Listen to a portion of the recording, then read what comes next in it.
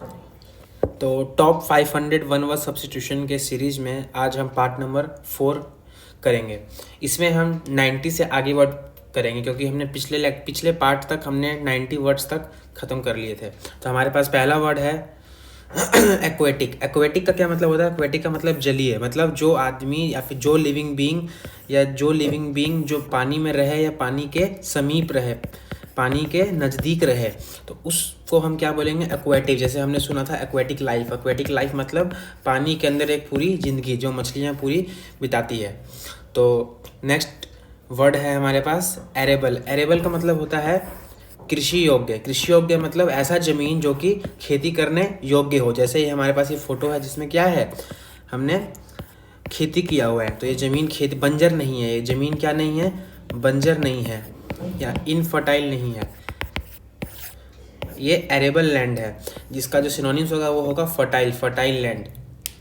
इसका जो हमारे पास लैटिन वर्ड है, लैटिन में इसको एरेर कहते हैं। एरेर का मतलब होता है टू प्लॉ। टू प्लॉ मतलब खेती करना। तो खेती करने वाला ज़मीन जो हो, जिस ज़मीन पे हम खेती कर सके, उसको बोलते हैं एरेबल।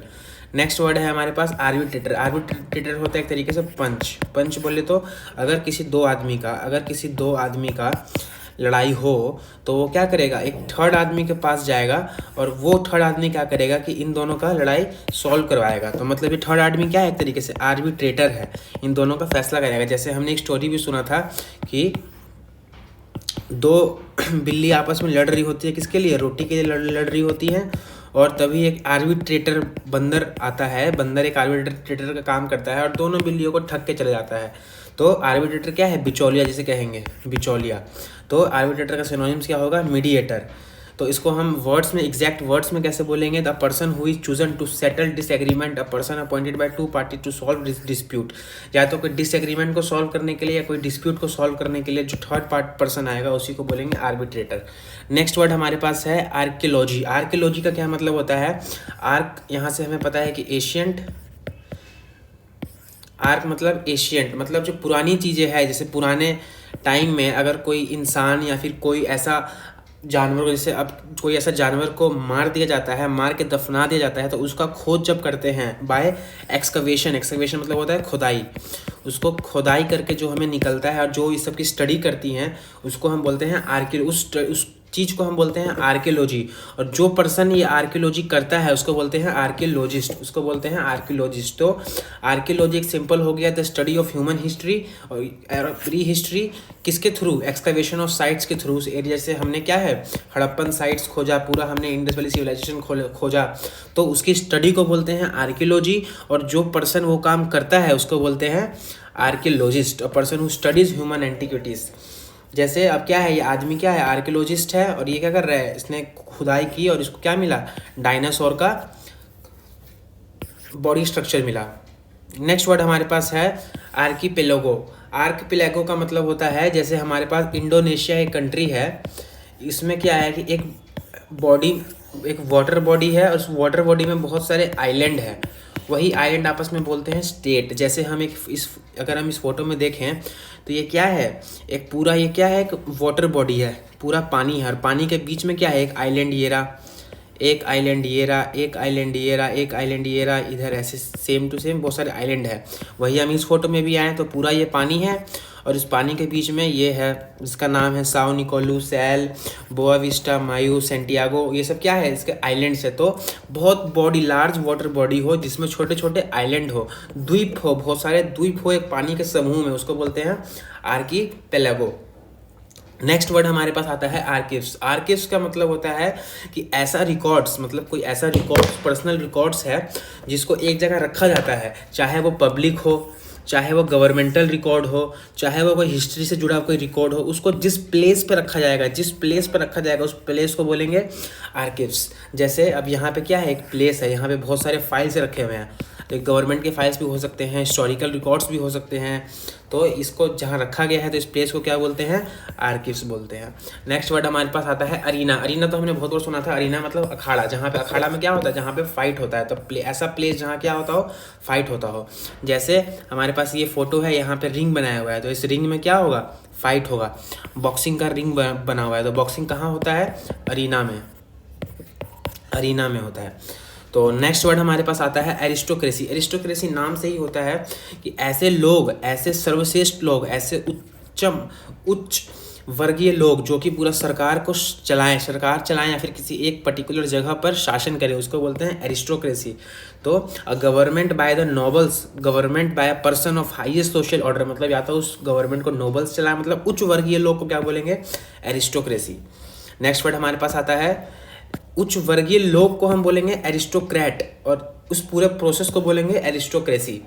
नेक्स्ट वर्ड हमारे पास आता है आर्सेनल। आर्सेनल हमने बहुत बार सुना होगा, आर्मी में यूज होता है, ये आर्मी में यूज होता है। तो जहाँ पे शस्त्र रखते हैं, तो जहाँ पे बहुत सारे वेपन्स को स्टोर किया जाता है, प्लेस वेयर जहाँ पे मिलिट्री के आर्म्स या एम्यूनेशन रखे जाते हैं, मिलिट्री इक्विपमेंट्स को स्टोर रखा जाता है, उसको ट्रेनिंग के टाइम पे उसको यूज़ किया जाता है, उस प्लेस को बोलते हैं आर्सेनल, उस प्लेस को बोलते हैं आर्सेनल।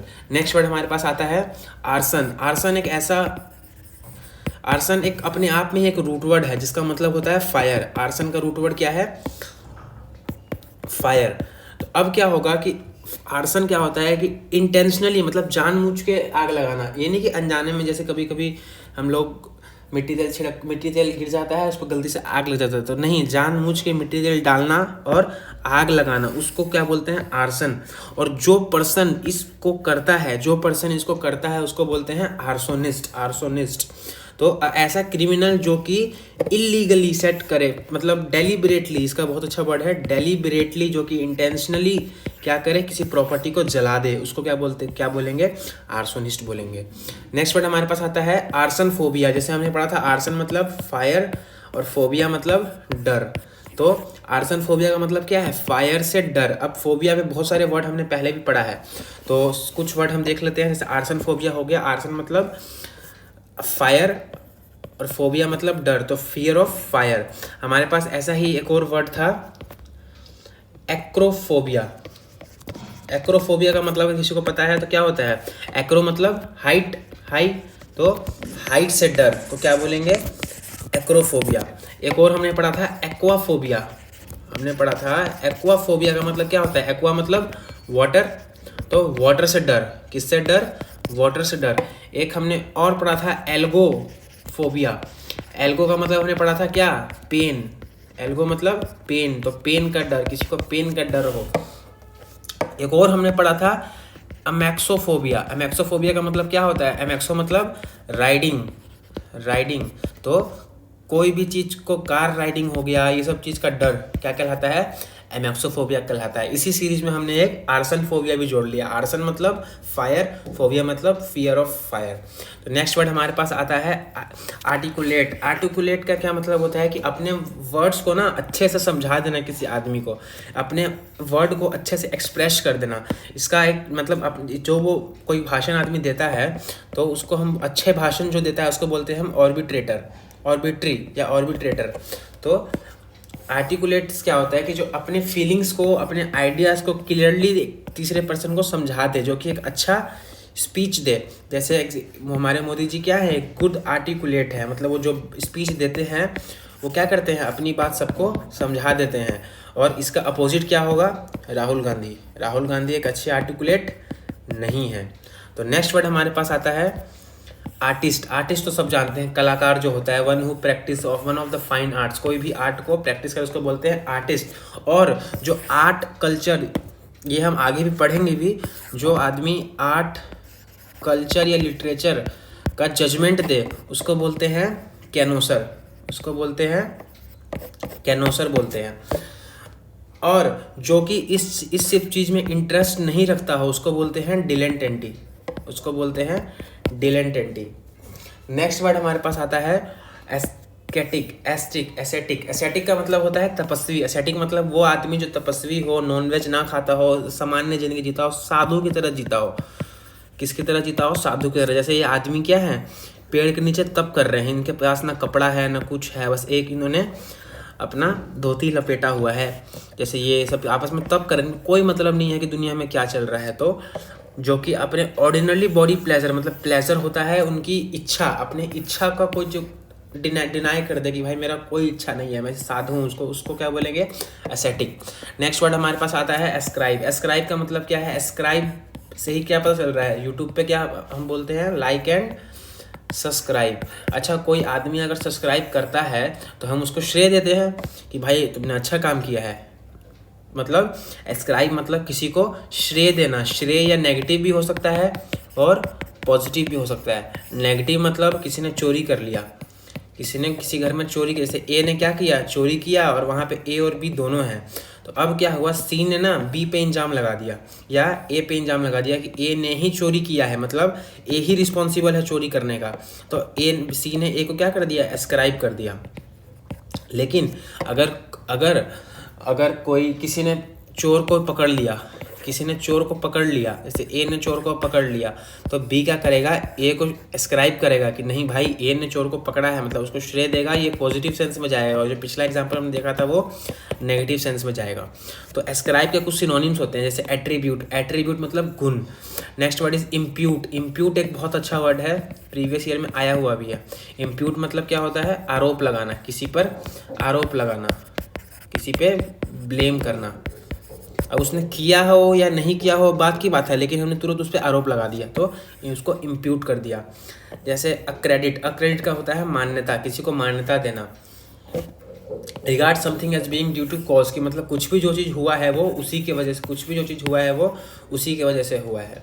नेक्स्ट वर्ड हमारे पास आता है एस्केंस। आस्केंस। आस्केंस का मतलब क्या होता है, जैसे हमें क्या है, आस्क। आस्क मतलब किसी से हम पूछ देंगे कि भाई क्या बोलते हैं, मेरे 1000 रुपये चोरी हुआ है, तूने लिया है क्या। तो हम उस पर पूछ रहे हैं, तो आस्क कर रहे हैं, मतलब उस पर संदेह कर रहे हैं एक तरीके से। उसको तो लगेगा कि ये मेरे से पूछ रहा है, मतलब ये मुझ पर संदेह कर रहा है। जैसे ये बच्चा कैसे इसको तिरछी आंखों से देख रहा है, तो इस पर संदेह कर रहा है कि जरूर ये यहाँ पे कुछ ना कुछ गलत चीज़ कर कर आए हैं। तो आस्केंस मतलब संदेह करना। किसी को हमने आस्क मतलब क्या होता है, पूछना। किसी से हमने कुछ पूछ दिया तो उस पर संदेह कर दिया। नेक्स्ट वर्ड हमारे पास आता है असेंट। असेंट मतलब कोई भी चीज़ को एक्सेप्ट कर लेना, कोई भी चीज़ को स्वीकृति दे देना कि नहीं भाई ये काम कर लो। तो to agree to a request, idea और सजेशन है, तो कोई आइडिया या तो कोई सजेशन है तो कोई रिक्वेस्ट क्या कर लेना, एग्री करना, क्या कहलाता है, असेंट।